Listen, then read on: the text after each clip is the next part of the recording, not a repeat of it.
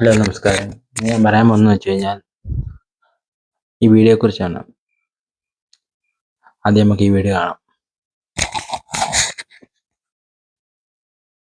Aware ആയിട്ടുള്ള ഒരു തലമുറയല്ല ഇപ്പോഴത്തെ എന്നാണ് ഞാൻ മനസ്സിലാക്കുന്നത്. നമ്മൾ ക്യാമ്പസുകളിൽ പരിപാടികൾക്ക് പോകുന്ന സമയത്ത് നമുക്ക് വളരെ കൃത്യമായിട്ട് അതറിയാം. ഞാൻ ഏത് കോളേജാണെന്ന് പറയുന്നില്ല. കേരളത്തിലെ പ്രധാനപ്പെട്ട ഒരു കോളേജിൽ ഞാൻ പോകുമ്പോൾ അവിടെ വെച്ചിട്ട് എന്നോട് ഒരു പൊളിറ്റിക്കൽ ചോദ്യം ചോദിച്ച ഒരു കുട്ടി, ആ കുട്ടിയോട് ഞാൻ ആ കുട്ടി ഏത് പൊളിറ്റിക്കൽ പാർട്ടിയിൽ അംഗമാണ് എന്ന് ചോദിച്ചപ്പോൾ ഒരു പൊളിറ്റിക്കൽ പാർട്ടി, അതായത് ഈ ക്യാമ്പസ് രാഷ്ട്രീയത്തിന്റെ ഭാഗമായിട്ടുള്ള ഒരു ഗ്രൂപ്പിൽ അതിന്റെ ഒരു റെപ്രസെന്റേറ്റീവ് കൂടിയാണ്. അപ്പൊ ഞാൻ ഈ ആളിനോട് ചോദിച്ചു, നിങ്ങൾക്ക് പൊളിറ്റിക്കൽ സ്പെക്ട്രം അറിയാമോ, നിങ്ങൾ എവിടെയാണ് നിൽക്കുന്നത് എന്നുള്ളതിനെ കുറിച്ച് അറിയാം എന്ന് ചോദിച്ചപ്പോഴത്തേക്ക് യെസ് അറിയാം എന്ന് പറഞ്ഞു. ഞാൻ ചില നിലപാടുകൾ ചോദിച്ചു. ഈ പുള്ളി ഇത് പറഞ്ഞു വന്നു കഴിഞ്ഞപ്പോഴത്തേക്ക് പുള്ളി ലെഫ്റ്റിനെ റെപ്രസെന്റ് ചെയ്യുന്ന ആളാണ്, പക്ഷെ പുള്ളിയുടെ ഐഡിയോളജി മുഴുവൻ റൈറ്റാണ്.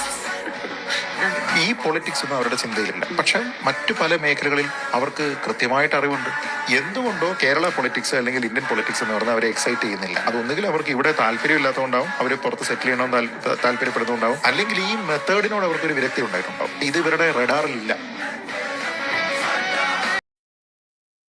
പിന്നെ അത് ശ്രീജിത്ത് പണിക്കർ പറയുന്ന പോലെ അങ്ങനെ ഒരു വ്യക്തിത്വത്തിൻ്റെ ഉടമയായിരുന്നു ഞാൻ.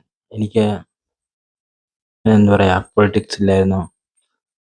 പക്ഷേ ഞാൻ കാനഡ ചെല്ലുന്നതിന് മുമ്പും ചെന്ന് കഴിഞ്ഞും ഞാൻ ഒരുപാട് പ്രശ്നങ്ങൾ ഇതുകൊണ്ട് എനിക്ക് അനുഭവപ്പെട്ടു. അതായത് ഞാൻ പറയുന്നതിനകത്ത് പൊളിറ്റിക്സ് ഉണ്ടായിരുന്നു. അത് ഏത് സൈഡാണെന്നോ എന്താണെന്നോ എനിക്കറിയത്തില്ലായിരുന്നു. ഞാൻ എന്നെക്കുറിച്ച് തന്നെ കരുതിക്കൊണ്ട് ഞാൻ ലെഫ്റ്റ് ആയിരുന്നു എന്നാണ്. പക്ഷെ ഞാൻ റൈറ്റ് ആയിരുന്നു.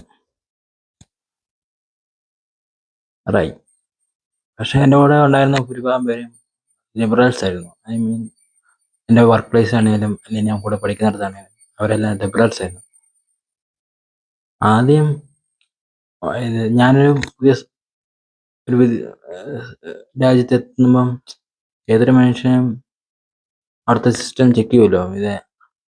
ഇവൻ ഏത് പാർട്ടിയിലാണ്, ഏത് പൊളിറ്റിക് വിങ്ങിലെ ആളാണെന്ന് ഒക്കെ.